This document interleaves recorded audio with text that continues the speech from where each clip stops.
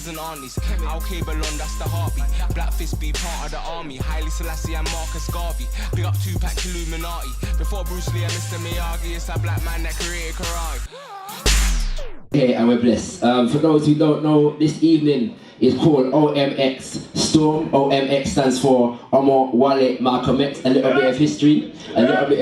Every year we run the Messiah Storm. And the Messiah Storm is a similar kind of event in honor of the man who we call the most eminent prophet and king, His Excellency Marcus Messiah Garvey. Yeah? And we run that every year in the month of Messiah, which is what they call August, in honor of his birth and in honor of the great things that his organization, the Universal Need Improvement Association and African Communities League of the World was doing, especially in that particular month. And so this year, it being the 50th anniversary since the assassination of A.R.M.Y, Malcom X, we decided that we have to honor Malcom X in a serious way. Yeah, it's called Messiah Storm because Marcus Garvey said, "Look for me in the whirlwind, look for me in the storm." And we said we're going to do a similar event for Malcom X, and we decided to keep the storm theme running. Why? Because Malcom X was a part of the manifestation of the whirlwind and the storm of Marcus Messiah Garvey. So when we was running it over, my brother Souljah Mc said, "You know what, ShakaRa, keep with the theme. Yeah, keep with the theme, keep with the branding, Storm." So you're in the OMX Storm right about now, kings and queens. Give yourself a round of applause, give yourself a round of applause. Alright. I'm just getting loose. So we always like to start off by giving a little bit of a history, a little bit of a lesson in terms of the person that we're honoring today. Yeah? So, is everyone with me? Yeah. Are you sure? Yeah. Alright, so we have some call and response that we do, that we engage in. Yeah? Whenever we have events like these. When it's Messiah Storm, we say, "Garvey lives? Messiah lives." But now it's OMX Storm, yeah? And so, there's a couple shouts, calls and answer that people used to run, yeah? When we were dealing with Malcom X. And one of the things that people said about Malcom X is that he was a die-hard revolutionary. With Malcom X, you got what he was giving you, no questions asked, and he was no sellout. So whenever somebody says Malcom X's name, the person responds, "No sellout." So I'm gonna say Malcom X, and you're gonna say no sellout. Malcom X, no sellout. Malcom X, no sellout. Malcom X, no sellout. And there's one thing that Malcom X was dealing with, you know, he was dealing with freedom by any means necessary. So I'm gonna say freedom, you're gonna say by any means necessary. Freedom, by any means necessary. Freedom, by any means necessary. Freedom, by any means necessary. We managed to lock him down at last. The promoter of A.R.M.Y X Storm, sensational event. Co-host with me on Music Tones and Vibrations every Saturday morning on Supreme Radio. My young brother ShakaRa, big ups. Thank you very much. Every time. Thank you very excellent, much. excellent show. Thanks. Yeah? Yeah, man. How do you feel? To be honest, the words, I can't even find the words. It's like I was saying on the stage, it's emotional at the moment. And I give thanks. I'm humbled by the turnout. I'm humbled by the energy that each performer brought to the stage. I'm humbled by the feedback, you know, and just to create this platform for music with a message and it be such a successful event, and even just knowing that we ain't even really reached where we can go yet, you know what I mean? So the vision is high and the energy is high right now. So yeah, I'm feeling there's a lot of things going through my spirit and my mind right now, but we'll give thanks. You know? I must say, I think A.R.M.Y, Malcom X would have been very proud of the representation today. Yeah, man.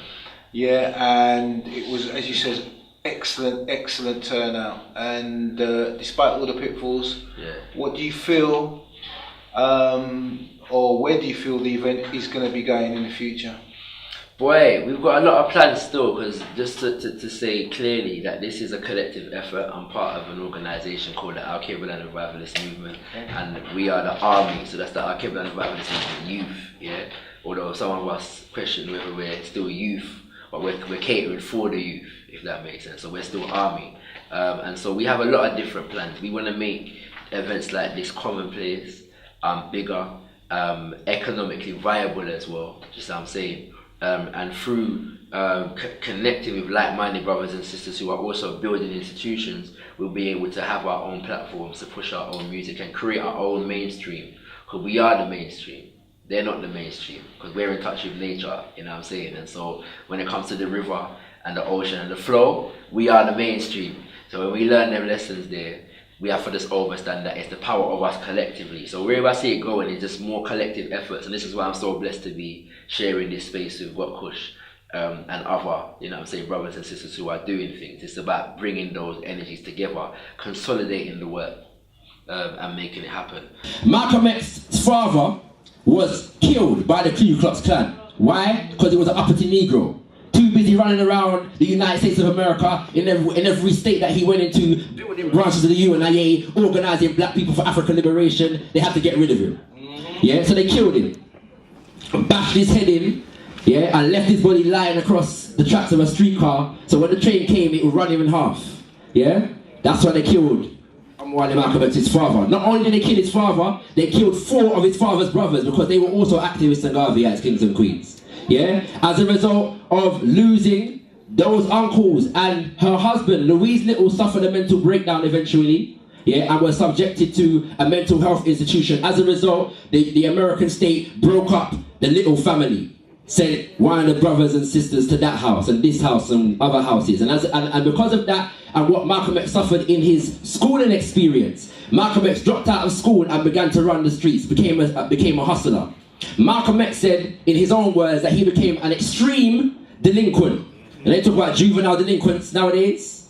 Malcom X said he was an extreme delinquent. That means, in layman's terms, he wasn't just any bad man, he was the real bad man. The African Dangagan bad man. The bad man of bad mans. An extreme bad man. You have to stay in tune, you have to stay in tune. Real bad man, yeah? So he used to deal drugs, take drugs, yeah, deal women, yeah, run numbers, yeah, well, pimping. Well, he wasn't necessarily an official pimping, but what he used to do, he was a middleman between the customer and the pimp. So if you knew where the customer was, he knew where the pimp was. If you're a customer, I can get you to where the pimp is. You following me?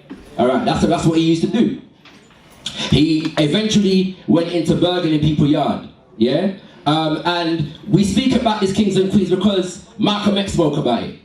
Yeah. Malcom X was very, very clear and very, very detailed in terms of his experiences in life, the roads that he went down, why he went down those roads, and why it was important for him to reform himself. So we don't come up here and let's deal with Malcom X, brother minister, Malcom X, and get saved and sanctified in our conscious abode. We have to deal with the realness of who the man was because he told us who he was. Yeah, and he never celebrated it, but he said that he spoke about it in so much detail in his autobiography so that it will be a lesson for each and every one of us. So we maintain that lesson as we teach about A.R.M.Y Malcom X today. He became known as Detroit Red and eventually went to prison. Yeah, served in prison for a number of years, and whilst he was in prison, he was known as Satan. So you gone past bad man now, you know. Yeah, that gone well past bad man. Satan. This is what he was known as. 1, because of how virulent he was and how aggressive he was, and 2, because of how anti-God he was. He proclaimed he was an atheist and he said lick out against God and cuss off God and tell God for good. Using more colourful language than I'm using right about now, kings and queens. Okay? But while he was in prison, his brothers and sisters came to him with the message of an organization. That organization, they said, was a mirror of the organization of Mr. Garvey, the UNIA ACL, which they were raised in. Yeah, his brother Wilfred said that when they found out about the Nation of Islam, yeah, they didn't need to be too far convinced about how proud they should be to be African or black, because they were already indoctrinated with it as children in their very, very young years.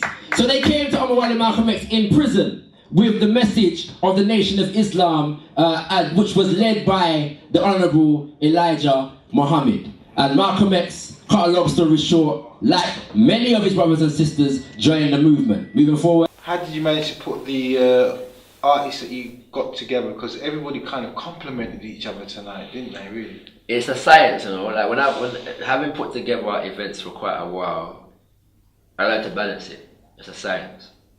And sometimes it's not as balanced as I would like to be, just based upon availability. You know what I'm saying? There was a couple of artists that I tried to get for this event that couldn't make it for whatever reason.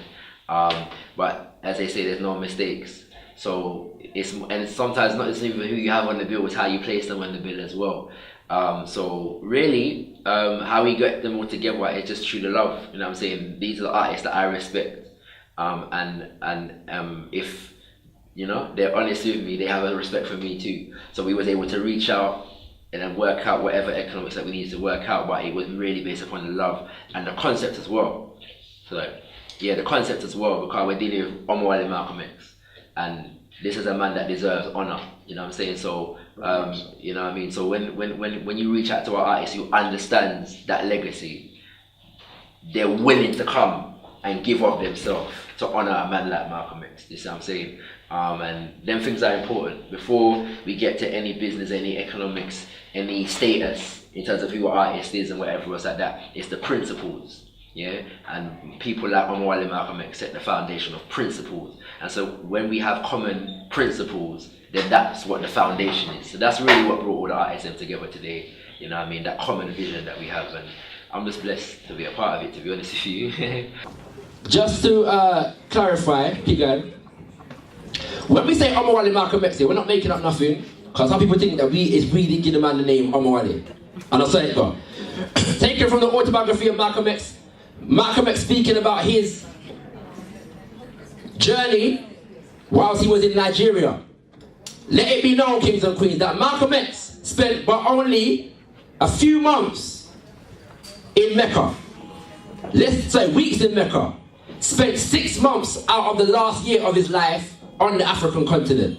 Yeah, connecting with brothers and sisters on the African continent and studying the conditions of African people on the African continent. You follow me? Yeah. So whilst he was in Nigeria, he said, he's speaking at a students' union. And the students were so inspired by what he had to say, they blessed him with honor. He says, with the membership, I was given a new name, A.R.M.Y. It means in the Yoruba language. Any Yoruba in the house? Yeah, see, there's always one Yoruba somewhere about the place. There's never not one Yoruba about. Any Nigerians in the house? It's the first time I'm in the place and I ask about Nigerians and they just put out their hand. Kilo Shelley. Anyway. So he goes Yoruba. It means in the Yoruba language, the son who has come home or the son who has returned. I meant it when I told them that it was the greatest,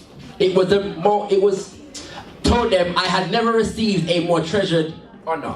So we say A.R.M.Y and Malcom X because he said he had never received a more treasured honor. Being as we haven't got much time today, what's the next event? When's it coming? When can we look forward to some more of the same tonight? Because you know we need to be making this happen on a regular basis, right? Yeah, well, obviously we have Messiah Storm annually. Yeah, last year Messiah Storm was just as humbling as this event right here. So that's going to be in Messiah, but between now and then there's a lot of things building, some of which I can't even talk about, but what I'm going to say for now is I'm part of a spoken word collective called Best Kept Secret. Big up my big brothers and sisters A.R.M.Y, Oneness and Tugstar, and we're in the process of bringing something to the people. We do spoken word theatre, and we've been off stage for a while, but when we collectivize that effort, it's a major thing. So if those brothers and sisters may have seen us do Gangland, where we broke down the whole gang situation and the history of it and its contemporary manifestation and consequences and solutions in a piece of spoken word theatre. We had Tugstar for president. Long before anybody knew who Barack Obama was, Tugstar was writing a poetical presidential manifesto. So we developed a piece around a presidential campaign for Tugstar for president, looking at if you was going to put up a candidate, what would they address from our perspective and these kinds of things. And that was a magnificent thing, you know what I mean, that went sell out all certain theatres in the West End and kind of things there. So we ain't done that for a while, and what we've got right at the moment is set to really contextualize a lot of our present day reality. And I do my thing as ShakaRa, but I always feel best when I'm part of that collective effort of Best Kept Secret. an army or whatever collective effort it is, you know. So yeah, man, I love it. I love it. Yeah. And when the UNIA was establishing stuff, they were doing two things. One of the things that they were going to do is teach African languages to African people in the Americas. Yeah? The OAA, what did I say? Sorry. The OAAU, whatever I say is not that, it's the OAAU, alright? The other thing that they were going to do is build an art center. They were looking to build an art center in Harlem that was centered around African people developing their own art. Yeah? Learning about the cultures of their motherland and developing their own artistic endeavors with that knowledge. Yeah. That is the reason why we have OMX Storm today, Kings and Queens, in honor of that particular effort. Right now we say 10 down warrior, this is ShakaRa saying African power for all African people, and you're tuned into gotKush TV. Bless. There was empires in Africa called Kush, Timbuktu, where every race came to get books. My success to you, even if you wish me the opposite. Sooner or later we'll all see who the prophet is.